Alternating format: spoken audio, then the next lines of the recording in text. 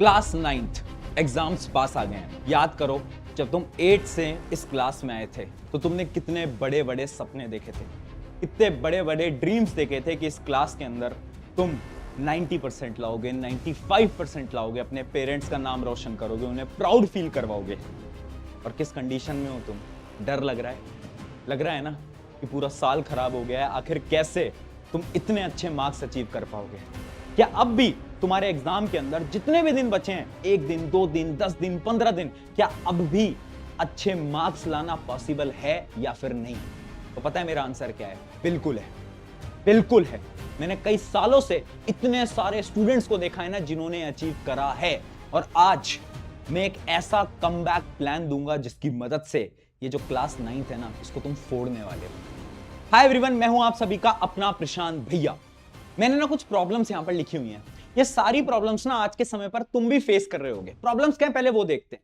जैसे कि सिलेबस खत्म, अभी तक सिलेबस खत्म ही नहीं हो पाया है, रिवीजन का टाइम तो मिल ही नहीं पा रहा है। भैया हमारे तो ना कुछ ऐसे दोस्त हैं जिनका सिलेबस खत्म हो गया, उनका दूसरी तीसरी चौथी बार रिवीजन चल रहा है, और हमारे यहाँ सिलेबस खत्म नहीं हुआ है।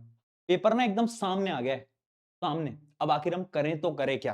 दूसरी प्रॉब्लम, सब्जेक्ट वाइज स्ट्रैटेजी। अरे साइंस कैसे पढ़नी है, एसएसटी कैसे पढ़नी है, इंग्लिश हिंदी, अरे कोई सब्जेक्ट वाइज स्ट्रैटेजी है भी या नहीं है? बिल्कुल है, बताऊंगा आज।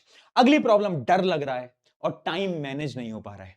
एक तो अंदर से घबराहट हो रही है, ऊपर से समय है कि खत्म होता जा रहा है, एग्जाम इतने करीब आ गए हैं, पता ही नहीं चला। अभी तो 8 से 9th में आए थे, बड़े बड़े सपने देखे थे, और अब एग्जाम आ गए हैं। यार मैं ना तुझे एक सिंपल सी स्टोरी बताता हूं। एक स्टूडेंट था जो कि तुम्हारी तरह 2 साल पहले 9th क्लास के अंदर था, और तुम्हारी तरह, क्योंकि 9th क्लास थोड़ी टफ होती है तो उसकी प्रिपरेशन उतनी अच्छी तरीके से नहीं हो पाई, जिसकी वजह से हुआ क्या ना, उसके हाफ ईयरली में अच्छे मार्क्स नहीं आए, पीरियोडिक टेस्ट के अंदर अच्छे मार्क्स नहीं आए। लेकिन लास्ट के टाइम में, आखिरी के कुछ दिन बचे थे, वही स्टूडेंट जिसके हाफ ईयरली में 60% आते थे ना, फाइनल एग्जाम में उसी स्टूडेंट के 85% आए। उसने ऐसे क्या कर लिया? क्या कोई जादू, क्या कोई चमत्कार कर लिया क्या उसने? नहीं। उसने ना सिंपल से 5 स्टेप फॉलो करे थे, और वही पांचों स्टेप मैं तुम्हें बताऊंगा। बट देखो, ये पांचों स्टेप ना आसान नहीं होंगे, थोड़े मुश्किल होंगे। अगर तुम तैयार हो ना इसको फॉलो करने के लिए, तो आज तुम्हें कमेंट करना है क्या? मेरा कमबैक होगा, मेरा कमबैक होगा।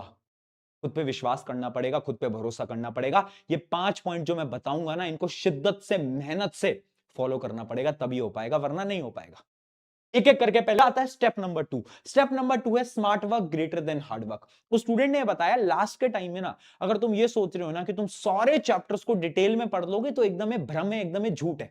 तो करना क्या होगा? तुम्हें स्मार्ट वर्क करना होगा। अगर तुम्हारे एग्जाम में बहुत ही कम टाइम है ना, तो तुम ये देखो इंपॉर्टेंट चैप्टर्स कौन कौन से हैं, या फिर तुम ये देखो कि हर एक चैप्टर के इंपॉर्टेंट टॉपिक्स कौन से हैं। और इसी को हम बोलते हैं 80-20 रूल। ये मैं तुम्हें ऑलरेडी बहुत बार बता भी चुका हूं कि 20% सिलेबस होता है जिससे कि 80% पेपर आ रहा होता है। अब वो तुम्हें कैसे पता चलेगा? तो देखो, मैं ना आज ये काम भी तुम्हारे लिए कर रहा हूं, तुम्हारे प्रशांत भैया तुम्हारे साथ खड़े हैं, ठीक है? तो साइंस, एसएसटी, मैथ, हर एक चैप्टर के इंपॉर्टेंट टॉपिक्स मैं तुम्हें अभी दिखाने वाला हूं। इसकी पीडीएफ भी मैं टेलीग्राम पे दे दूंगा, टेलीग्राम की लिंक डिस्क्रिप्शन में ज्वाइन कर लेना।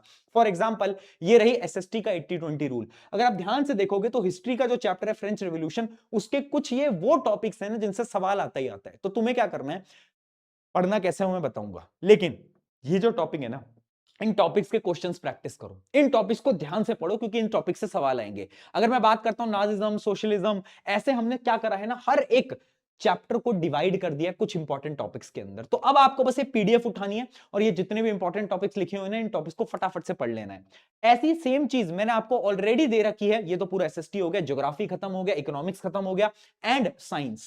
साइंस की भी अगर मैं बात करूं, तुम किसी भी सीनियर से पूछ लेना, किसी भी सीनियर से, जो भी तुम्हारे स्कूल के सीनियर हो, उनसे पूछना क्या एटम एंड मॉलिक्यूल पे फाइनल एग्जाम में एक क्वेश्चन फॉर्मूला मेकिंग पे आया था या नहीं आया था। वो तुम्हें रियलिटी बता देंगे। क्या मॉलिक्यूलर मास पे क्वेश्चन आया था, क्या लॉ ऑफ केमिकल रिएक्शंस पे क्वेश्चन आया था या नहीं आया था, वो खुद तुम्हें बता देंगे, ठीक है? तो इस सारे के सारे वो इंपॉर्टेंट टॉपिक्स हैं ना जो कि पूछे जाते हैं।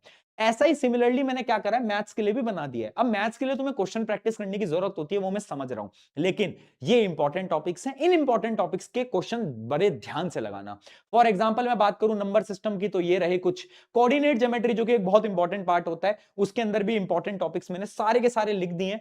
अब देखो, हर एक स्कूल के अंदर पेपर तो अलग बनना है, तो मैं अगर आपको कुछ 10 क्वेश्चन दे दूं और मैं तुम्हें ये बोलूं कि इन्हीं से ही सवाल आएंगे, तो ऐसा पॉसिबल नहीं, क्योंकि हर स्कूल का पेपर अलग होता है। लेकिन इंपॉर्टेंट टॉपिक्स से सवाल आएंगे, यस बिल्कुल आएंगे। तो आपको थोड़ा सा स्मार्ट वर्क करना है, सारे के सारे इंपॉर्टेंट टॉपिक्स को नोट डाउन कर लेना है।